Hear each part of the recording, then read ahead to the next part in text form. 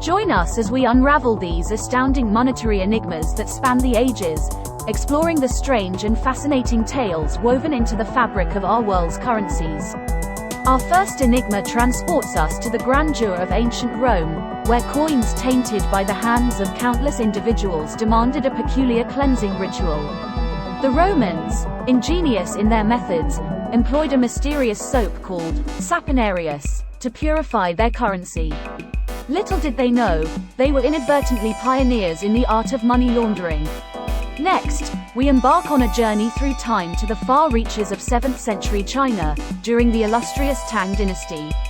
Amidst the whispers of the past, we discover the astonishing birth of paper money, a groundbreaking innovation that would revolutionize the world of commerce, yet remained unknown to Europe for nearly 800 long years.